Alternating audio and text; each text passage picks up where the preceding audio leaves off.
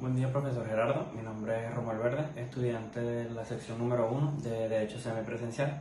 A continuación vamos a realizar la actividad del módulo número 5, que es la exposición.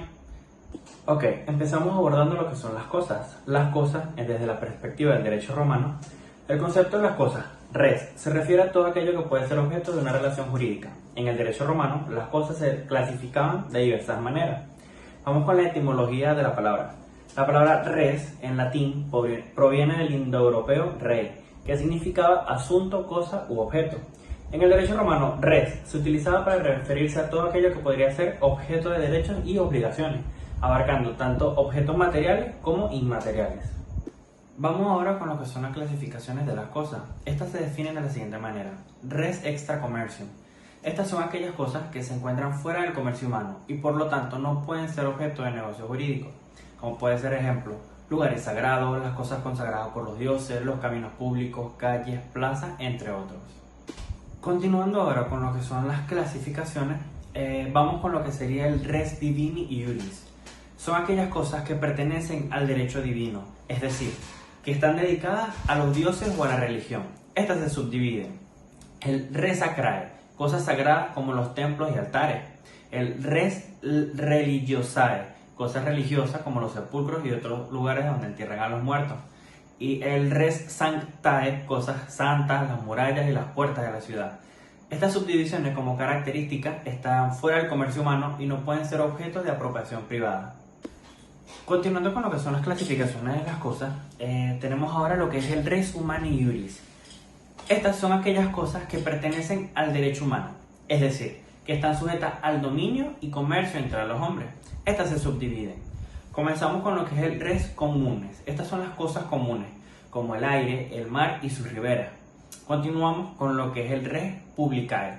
Estas son las cosas públicas, como los caminos, ríos y puertos públicos, que pertenecen al pueblo romano. De tercero, tenemos el res universitatis. Cosas que pertenecen a una corporación, como dice el nombre, universidad, como edificios y los bienes de una ciudad. Tenemos el res nullius, cosas que no tienen dueño, como los animales salvajes y las cosas abandonadas. Algo característico en las subdivisiones que dimos es que estas cosas pueden ser objeto de apropiación privada y de negocio jurídico. Muchas gracias por su atención. Lo dejo ahora con el compañero Héctor Vázquez. Gracias, Romuel. Sabe Héctor Vázquez, student primi anni iuri grado sum et exigementa su proyecti romani iuri ad imple. Saludos, para acá les conversa el compañero Héctor Vázquez, estudiante del primer año de la carrera de Derecho de la sección 1. Siguiendo orientaciones de la asignatura o su proyecto de Derecho Romano, es necesario dar algunas conceptualizaciones y definiciones en materia del subproyecto. Inicio con la definición de la res in commercio. ¿En qué consiste res in commercio? Son aquellas cosas que pueden ser objeto de comercio y que pueden transferirse de un sujeto a otro. En el derecho romano se dice que las res in commercio pueden ser adquiridas por medio de la tradición. Ejemplo, un teléfono móvil. Seguidamente debo definirle a qué hace referencia la res mancipi. Las res mancipi son todas aquellas cosas que se consideran de mayor importancia en la antigua Roma y que requieren de una forma específica para su transmisión de propiedad, llamadas mancipatio. Ejemplo de esa res mancipi se dice que son la transmisión de las tierras, de los esclavos y de los animales domésticos. También debo definirles o hacerles referencia en materia de las res mancipi. Las res mancipi se dice que son, a diferencia, que son todas aquellas cosas que no se consideran res mancipi y que pueden ser transmitidas por medio de la tradición ordinaria. Ejemplo de las res mancipi se dice que son los bienes muebles como la ropa, los muebles o objetos de uso cotidiano. También debo definirle en materia de las cosas corporales y cosas incorporales.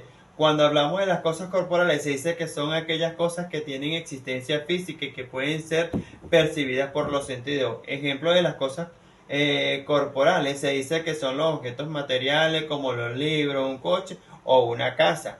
Cuando nos vamos al otro lado, hacer referencia con respecto a las cosas incorporales son aquellas cosas que no tienen existencia física, pero pueden ser objeto de derecho. Ejemplo, derechos reales, el derecho de la propiedad, el derecho del goce o de un usufructo en ese particular. También debo definirle a qué hace referencia las cosas muebles y las cosas inmuebles. Cuando nos vamos al área de las cosas muebles, se dice que son aquellas cosas que pueden ser trasladadas de un lugar a otro sin alterar su esencia o su estructura. Ejemplo de las cosas muebles, se dice que son todas aquellas cosas o objetos personales como la ropa, los electrodomésticos y los vehículos que se pueden trasladar de un lugar a otro sin necesidad de sufrir algún daño en su estructura o su esencia. Y cuando nos hacemos referencia a lo contrario, a las cosas inmuebles, se dice que son todas aquellas cosas que están fijas, a la tierra o al suelo de forma permanente y que no pueden ser trasladadas sin alterar su esencia o su estructura. ¿Cuáles son esos ejemplos de las cosas inmuebles? Se dice que son los terrenos, las edificaciones y las cosas y las plantaciones, que esas cosas no se pueden modificar, no se pueden mover, se podrían mover, pero estarían dañando su esencia, su estructura. Continuamente le doy el pase a mi compañero Iván Sánchez para que continúe con algunas acotaciones o especificaciones de materia de su proyecto de Derecho Romano. Gracias. Buenas noches, mi nombre es Bexana Martínez. Voy a hablarles sobre las cosas fungibles, infungibles, divisibles, indivisibles, consumibles e inconsumibles. Las cosas fungibles son aquellas del mismo género, especie o cantidad. Indivisibles son aquellas que no pueden ser divididas sin sufrir algún daño o menoscabo. Como por ejemplo, podríamos decir un animal, una piedra preciosa, que al ser dividida perderían ya su valor como tal. Fijan, midiendo o contando, fungibles son, por ejemplo, los libros de una misma editorial. Infungibles son aquellas que no pueden ser sustituidas por otra cosa del mismo género o cantidad. Una cosa infungible está en el deber y la obligación de la misma cosa en su mismo caso de individualidad. Las cosas consumibles son aquellas que se extinguen en el primer uso o se desaparecen luego de consumirlas, como por ejemplo el dinero, las bebidas y así. Las cosas inconsumibles pueden ser consumibles repetidas veces sin desaparecer. Usar un deterioro gradual, los romanos no lo utilizaban. Consideraban que estas cosas no eran utilizadas para su uso. Solo la ropa, los vehículos, entre otras cosas. Solo la ropa, los vehículos, entre otras cosas. Divisibles son aquellas que pueden ser fraccionadas o divididas en partes sin sufrir daños o menoscabos. Buenos días, mi nombre es Iván Sánchez. Mi exposición es la siguiente: el patrimonio. Este se refiere al conjunto de bienes y derechos y obligaciones que una persona posee y que tiene un valor económico. También tenemos los derechos reales. Son aquellos que otorgan a su titular un poder directo e inmediato sobre una cosa y tienen efecto frente a todos. Estos derechos permiten el uso, disfrute y disposición de las cosas en cuestión, es decir, son oponibles a terceros. A continuación se presentan los elementos y caracteres de los derechos reales. Los elementos pueden ser los sujetos. En los derechos reales existe un sujeto activo determinado que es el titular del derecho real, a un sujeto pasivo indeterminado constituido por la colectividad, a diferencia de los derechos personales u obligaciones, donde el sujeto pasivo también es determinado y está constituido por el deudor o deudores. Los objetos es sobre el que recae el derecho real. Es una cosa que puede ser un bien material o inmaterial, mueble o inmueble. Los caracteres entre ellos tenemos derecho inmediato y directo. Los derechos reales establecen un vínculo directo entre una persona y un bien. sin necesidad de intermediarios para definirlo. Esto implica el titular tiene un poder absoluto sobre la cosa y puede hacer uso y disfrute de la misma. Derecho excluyente y absoluto. Los derechos reales otorgan al titular un poder exclusivo para la cosa, lo que significa que otras personas no pueden utilizar o disfrutar de esa cosa sin el consentimiento del titular. Derechos de persecución.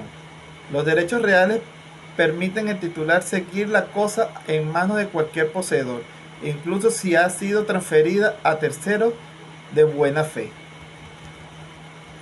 Esto significa que el titular puede ejercer sus derechos sobre la cosa independientemente de quien la posea en un momento dado. Derecho de referencia. En caso de conflicto entre varios derechos reales sobre la misma cosa, se establece un orden de preferencia para determinar cuál prevalece. Por lo general, el derecho real más antiguo tiene preferencia sobre los derechos posteriores. Es importante destacar que los derechos reales se diferencian en los derechos personales u obligaciones, ya que estos últimos generan una relación jurídica entre dos personas determinadas, mientras que los derechos reales establecen una relación directa entre la persona y una cosa. La propiedad se refiere al derecho o la facultad de una persona para poseer y disponer de una cosa de acuerdo con las leyes establecidas, y el concepto de la propiedad abarca tanto bienes materiales como bienes inmateriales y puede tener diferentes implicaciones legales y derechos asociados dependiendo del contexto. En términos generales, la propiedad implica el poder directo e inmediato sobre una cosa, lo que permite al titular gozar y disponer de ella dentro de los límites establecidos por la ley.